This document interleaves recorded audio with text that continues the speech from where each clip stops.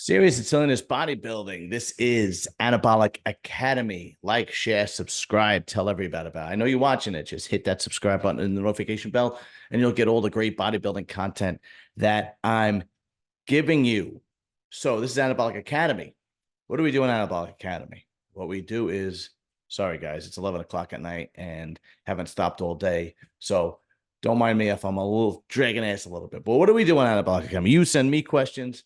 I answer them about bodybuilding, about fitness, or about anything you want to ask me. Where can you reach me? My two emails, John_Livia@Yahoo, Uncle John1201 @Gmail. You could also reach me at Serious and Silliness Instagram. You could reach me at John Livia TikTok, John Livia Facebook. And I think that's everything I got. Or if you fucking see me out, just ask me and I'll put it on here. Anyway, we have 3 questions. So this one is going to be relatively quick.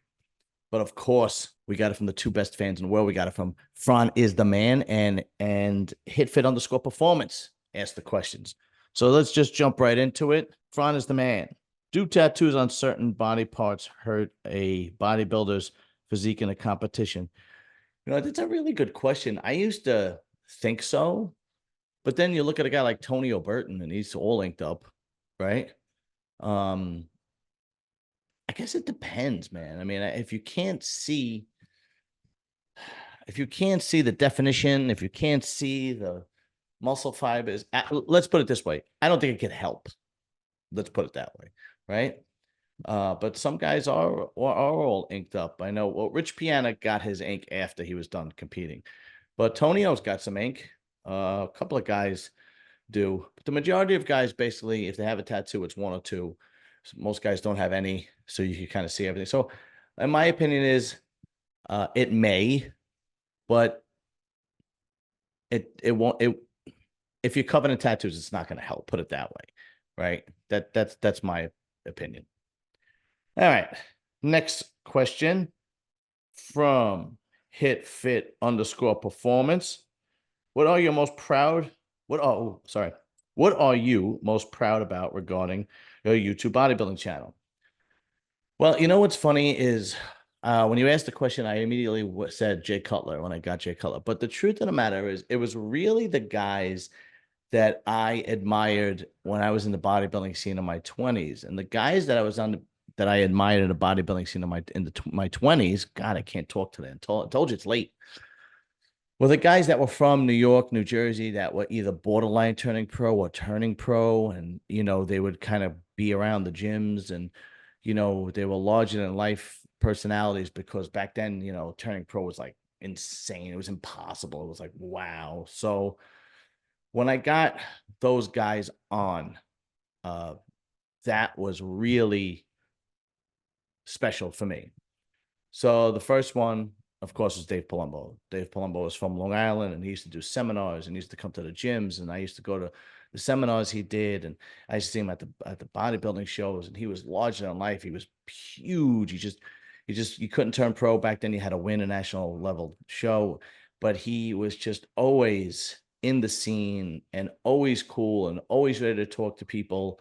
And he was a monster. He was over 300 pounds, and everybody, that was when like the freak thing was the thing to be in bodybuilding, man. And I remember just admiring him, admiring his intelligence. And I also admired how he would be able to make so much money as an amateur bodybuilder without having a job. And when I did have him on, we did talk about it actually.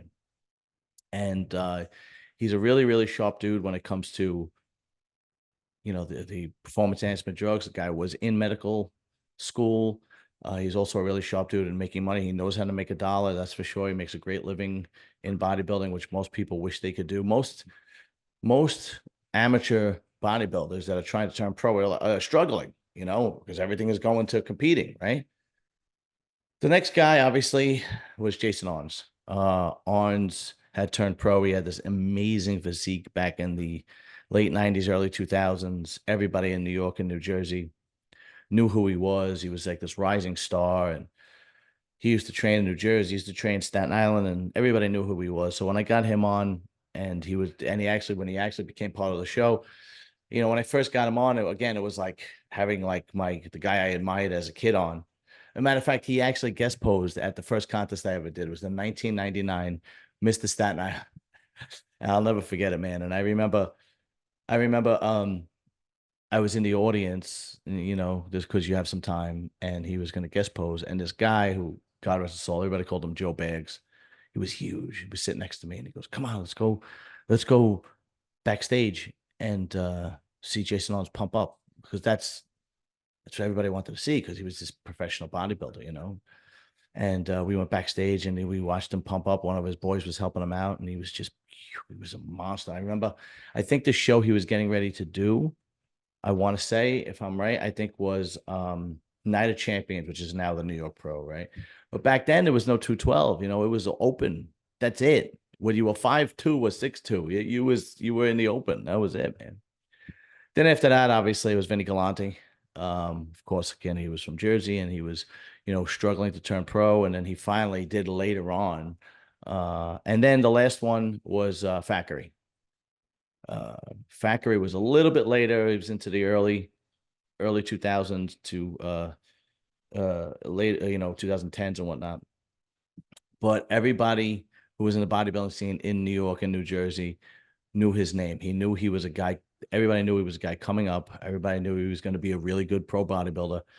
And so when I got those guys on, the guys that I admired as a kid, when I got those guys on, that was more satisfying than having Jay Cutler or Linda Murray. As proud as I am of having Jay Cutler and Branch Warren on, and so on and so forth, and Johnny Jackson, it was the guys that I really admired growing up, and admired in the bodybuilding scene, in my teens into my 20s, when I was really into it. Here's a funny story about Branch Warren when I had him on. What happened was I had Johnny Jackson on. I went to the Olympia and I spoke to him, and of course he agreed to come on, and he was great.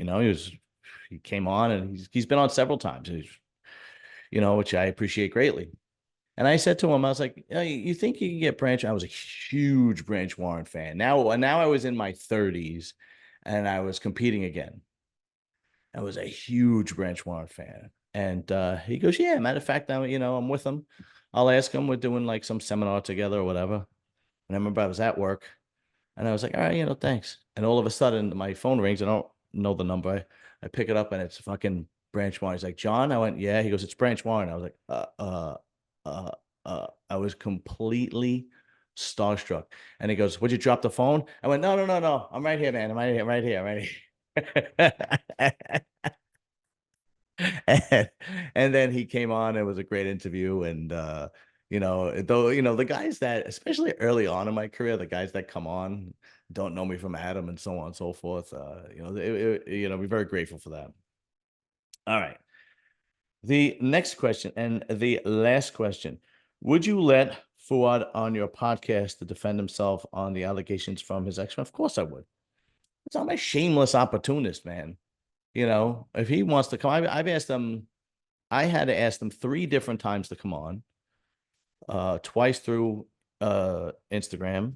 Once because Paul was nice enough to come on my show. He actually came on twice. I asked him through him. And this was, like 3 years ago. And all 3 times, he was busy or he turned me down, which is fine. I mean, I get it. It's no big deal.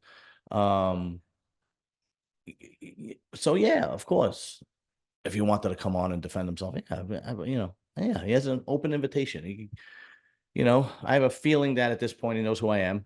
So he could contact me on Instagram or whatever, my email, whatever, and he can come on whenever he wants. That would never be a problem. I know there are terrible rumors floating around about Fuad. Okay. I don't know these things to be true. I brought Mish on because he had these things that he wanted to say. He said on Facebook, and I'm not going to lie, I am a shameless opportunist. I knew that this would be, I knew this would rattle YouTube. Okay. I am not ashamed to say it. So I had him on. But at the same time, I am never going to deny the fact that his podcast during the lockdown was my inspiration, or one of the inspirations, probably the majority of it, to start my podcast. It was him, Dave Palumbo, and another guy who had nothing to do with bodybuilding. His name was Rollo Tomasi. When I used to listen to those 3 guys during during the lockdown. I would work out in my shed. I'd listen to them, or I would go jogging and I'd listen to them, or sometimes I would just sit on the couch and watch them on YouTube. Oh, those are the guys that inspired me, and he's one of them. I would never deny that. Okay, I would never, ever, ever deny that. Now, I don't know these rumors to be true. This is what the guy Mish said, but you know what, guys? Look, all I got is this microphone, this fucking face, the personality, the laptop, and I got Katie. Katie's the girl who edits my stuff. All right. I don't have a ton of money. I'm a blue collar worker. I bust my ass every day and I come home and I do this at night. I'm not a world class bodybuilder. I don't have a supplement line.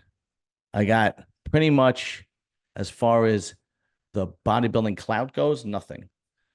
You know, don't get me wrong. I have a nice life, but everything that I have, I, work for just like every other hardworking man. My house, my wife, my family, the cars, whatever savings I have, and so on and so forth. But this took years and years and years. So when I'm trying to build a channel and I'm trying to build a business, if you think that I don't play nice, tough shit, man. It's on you guys, who everybody out there who thinks I don't play nice. But I know that there are people out there who enjoy my channel. I get DMs all the time, and I get people that message me, and I get comments that enjoy my channel, enjoy my content. So I know I'm getting through. But for the other people, man, get thicker skin. Really, it's YouTube. Like, I'm going to have who I want on my show when I want on my show. That's it. That doesn't mean I'm going to be disrespectful to anybody. Or doesn't mean anything. It means it's my channel and I'm going to operate it the way I want to operate it. And if I see an opportunity that I'm going to take because I think, hey, this is going to be good content, I'm taking it. Tough shit. I don't have name recognition. Nobody knows John Olivia in the bodybuilding world, in the YouTube world. Nobody. Nothing. I'm riding on nothing. All I'm riding on is the balls between my legs. So you bet your ass I'm going to take the chance when it comes. All right, guys. That's it. Like, share, subscribe, and hit that notification bell. Serious and Silliness Bodybuilding coming at you later. Peace.